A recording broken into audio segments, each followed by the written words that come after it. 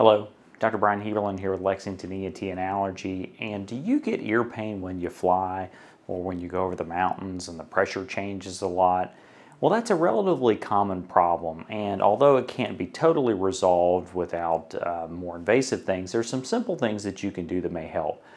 So what we usually recommend for eustachian tube dysfunction, and so that's what's going on there, when you change elevation or the pressure changes in the outside world, your eustachian tubes should equalize that pressure.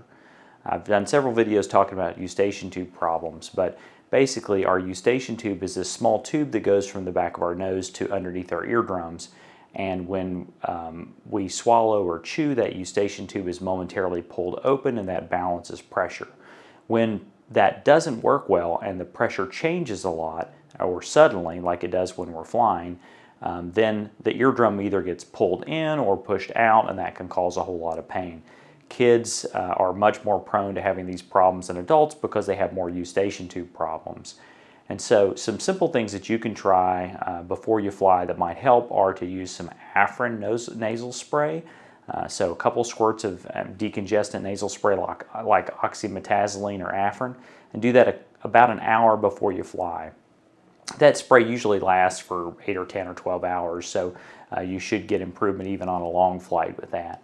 And then also doing some oral decongestants like Sudafed about an hour before you fly as well. So all of those decongestants clamp off the blood flow to the nose, which makes it more open, and so there's more room for air to pass. There's also more room for the eustachian tubes to be a little more open, which can help.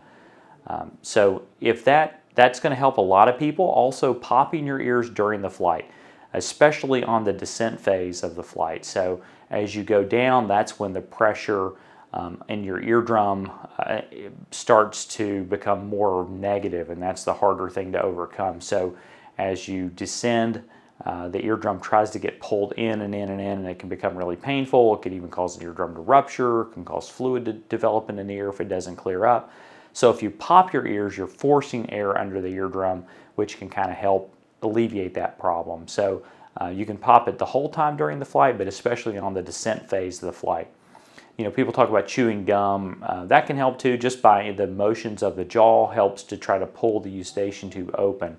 In kids, they're often not going to be able to pop their ears, so chewing gum or trying to blow their cheeks up or something like that kind of helps put positive pressure may help them as well. So anyway, there's some simple advice and things you can do. If you are a frequent flyer and you're having perpetual problems that aren't being taken care of by these simple means, sometimes you even need to have an ear tube placed or do a eustachian tube dilation procedure to try to help that eustachian tube problems that are really the root cause of that pain with flying.